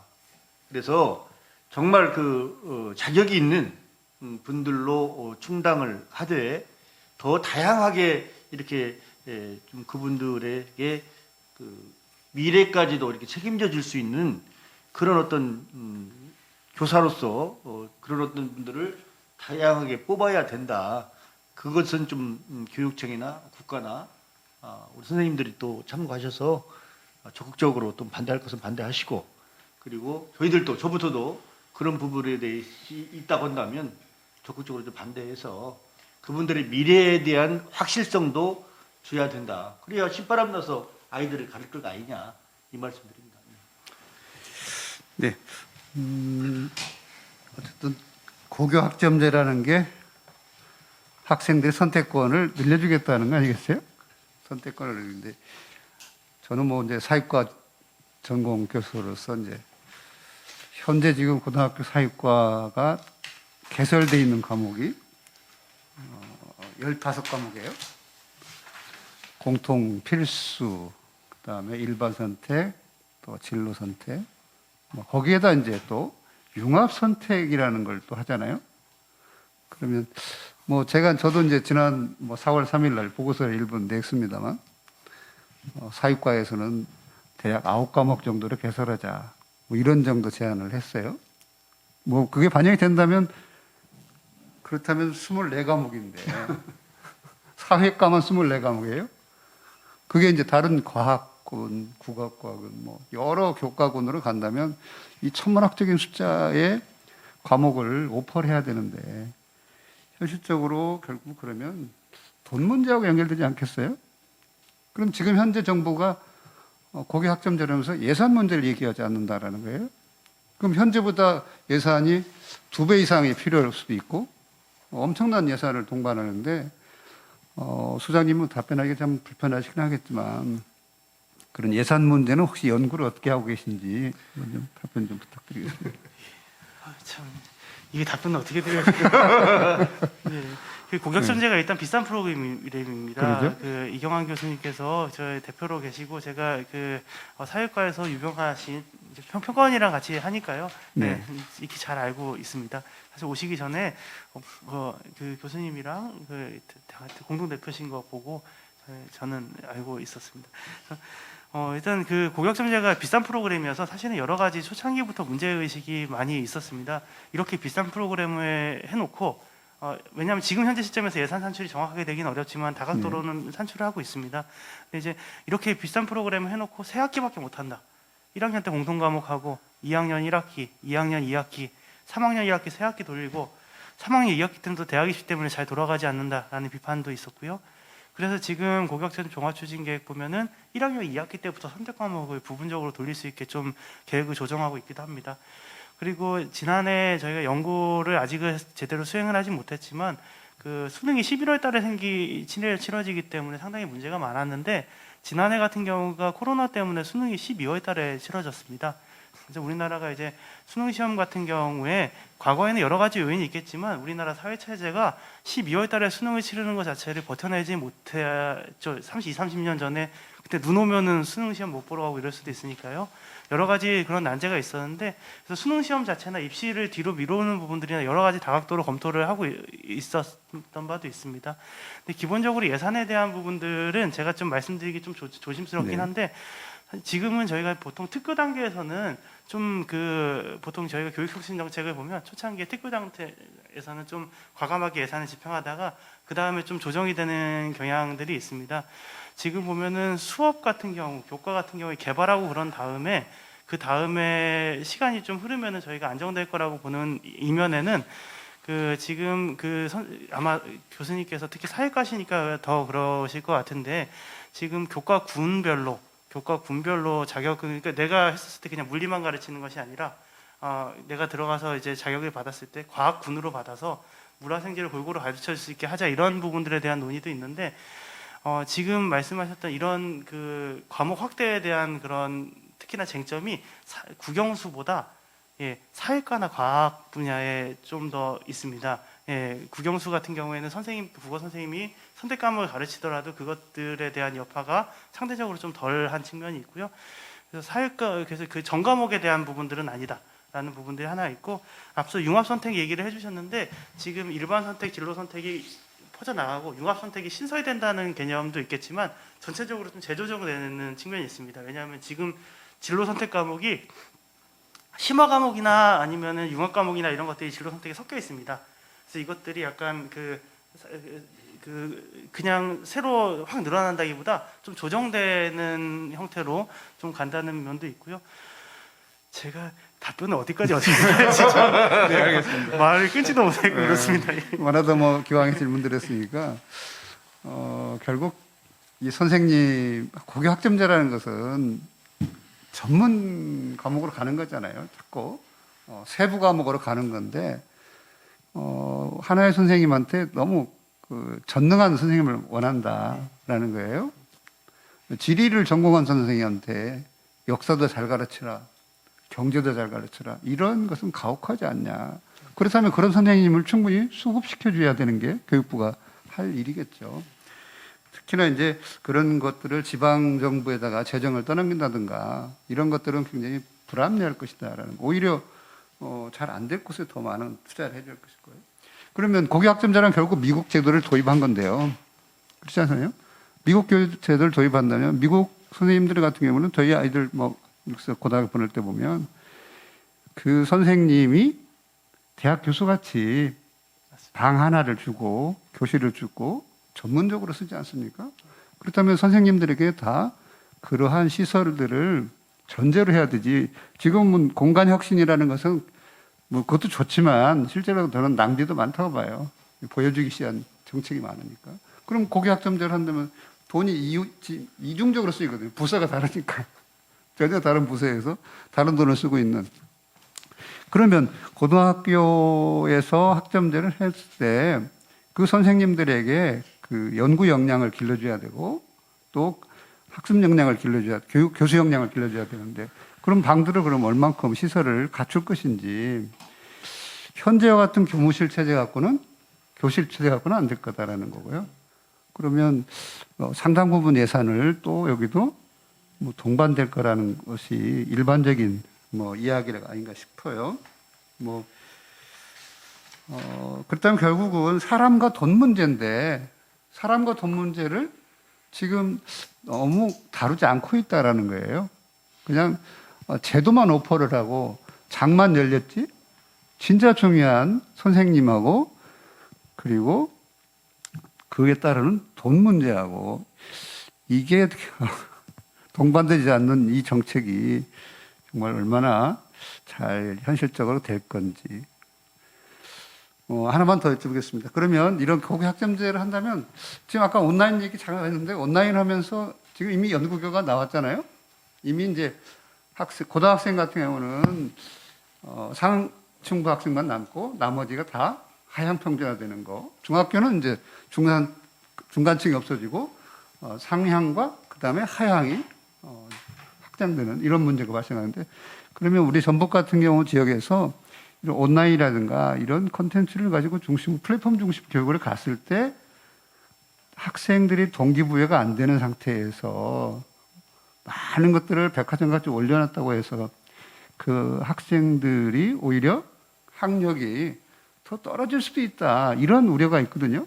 현실적으로 이제 온라인 교육은 그런 걸 보여줬고, 올해 이제 연구 결과들이 보여주고 있으니까 그 점에서 어떤 대책과 대비를 할 필요가 있는가라는 말씀을 부탁드립니다. 예. 교수님 말씀해 주신 부분들이 사실 이제 지금 지난해 이제 팬데믹 이후에 온라인 교육에 따라서 이제 그 학생들의 격차가 많이 발생하는 부분들이 사실 지금 가장 쟁점되는 과제입니다. 근데 결론부터 말씀드리면 사실 해외에서도 그렇고 우리나라에서도 사실 뚜렷하게 이걸 해소할 수 있는 명쾌한 답이 지금 제시되어 있지는 않습니다. 그래서 고민이 많이 되는데, 일단 지난해의 연구나 이제 그 여러 가지 결과들을 보면은 일단 온라인 교육 중심으로 학교 교육이 이루어지면서 타격을 제일 많이 받은 게 일단 중학교로 많이 보여지고요.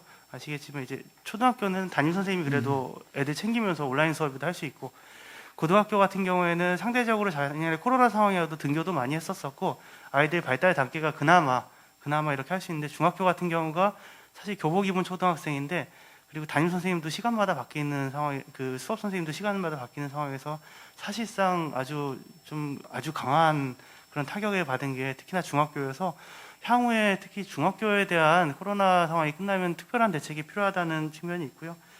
이제 고등학교 같은 경우가 사실 이 학생들을 중학교 다음 학기에 온 학생들로 볼 것인지 아니면 대학교 가기 전 학생으로 볼 건지에 따라서 사실 접근이 좀 다양할 수 있을 것이고 고등학교 같은 경우에 그냥 고등학교라고 총체적으로 칭하기에는 지금 고등학교들이 뭐 여러 가지 유형으로 나눠져 있더라고요. 그냥 일반 개교 뭐 이런 식의 것은 아니고요.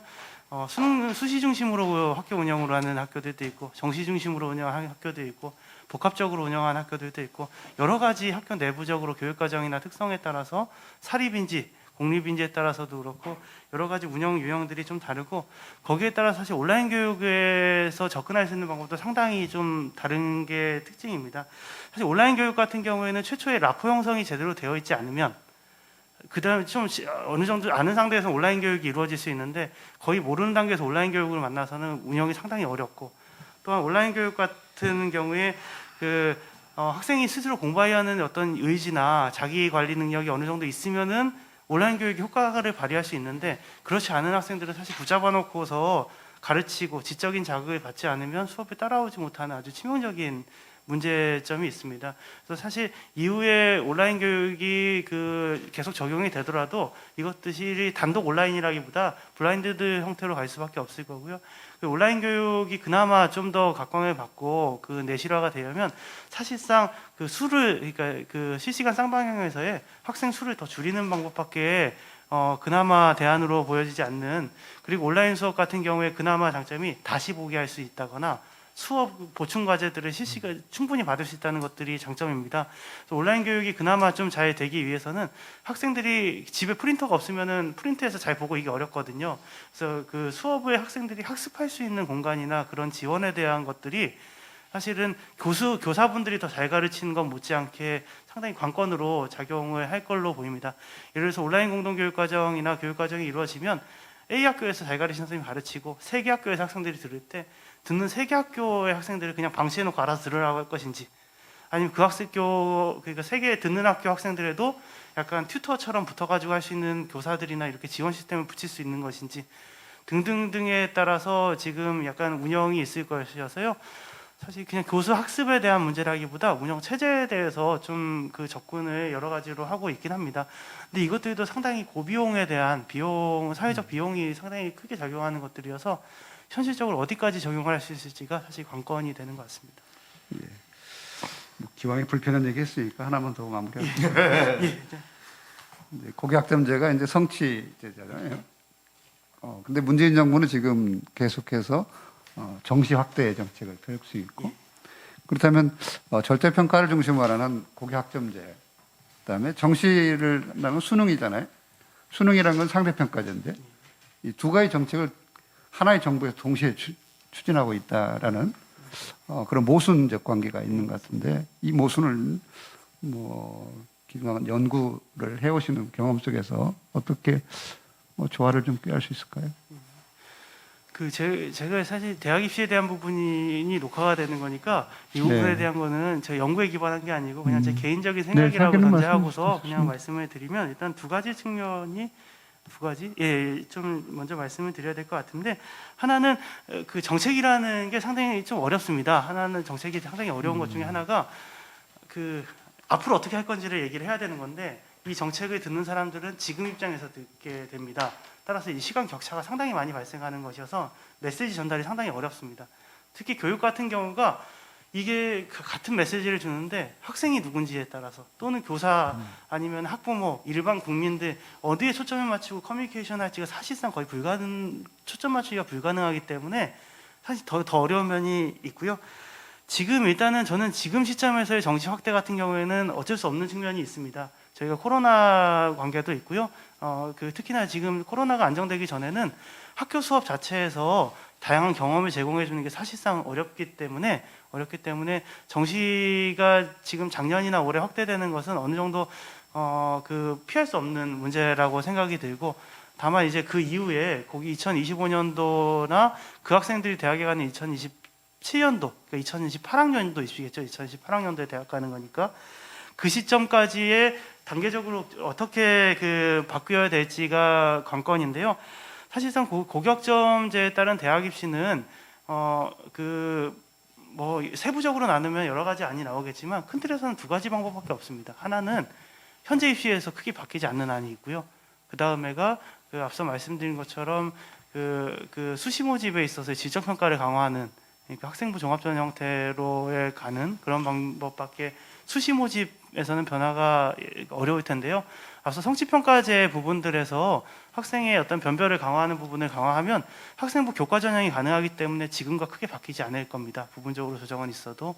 하지만 그렇지 않고 순수한 내용적으로 한다면 ABCD라는 등급 저의 성취도가 갖는 의미가 상당히 적기 때문에 거기에 대한 어떤 서술형 기록이죠. 그런 것들을 평가하는 부분들이 강화될 수밖에 없고요. 사실 수능 같은 경우도 수능 원투로 나눌지, 뭐 서술형 수능을 도입할지. 근데 사실상 서술형 수능을 도입하면 이게 손으로 쓰는 것들은 모아서 채점이 불가능하기 때문에 스캔해서 채점하는 게 디지털 기반으로 갈 수밖에 없을 텐데 우리나라에서 과연 컴퓨팅 기반으로 그런 식의 수능이 가능할 건지도 그렇고 여러 가지 문제점이 있는데, 그런데 그럼에도 불구하고 교수님께 대표님께 하나만 좀 저도 고민되는 부분인데, 하나가 저희가 5년 전, 10년 전의 학교 모습과 지금의 모습이 상당히 많이 바뀌어져 있습니다. 1년, 2년은 그렇지만. 그래서 사실 지금 대학 입시로 보는 것들이 2020, 2028학년도에 고교학점제 완성된 입시를 1차적으로 본다 그러면 지금 시점에서 안 된다고 하는 것들이 사실 그때는 되게 당연한 상황이 될 수가 있어 보입니다. 그래서 저도 한편으로는 지금 시점에서 모순되는 것들은 있지만 그 시점에서 약간 정책적인 약간 상상력이나 예측을 놓고 보면은 또 가능할 법한 부분들도 상당히 많이 있어서 저도 단언하기는 어렵지만 풀어갈 수 있는 문제라고 생각은 하고 있습니다. 네, 감사합니다. 뭐 사회자로서 질문이 많아서 죄송합니다. 워낙 현안이라서. 저희들 긴 시간 고교 학점제 안착 전북은 어떻게? 라는 주제로 토론해 주셨습니다. 오늘 토론 주제 발표해 주신 임종원 소장님, 토론해 주신 김영하 장학사님, 손영태 선생님, 이등 선생님, 김정수 도의원님께 감사드립니다. 아무래도 고교 학점제라는 게 우리 지역에서 특히 상대적인 불이익을 받지 않을까 이런 걱정이 솔직히 많습니다. 고교 학점제를 이미 수행하고 있는 미국의 제도에서는 가진 자가 훨씬 더 유리한 제도임에 분명합니다.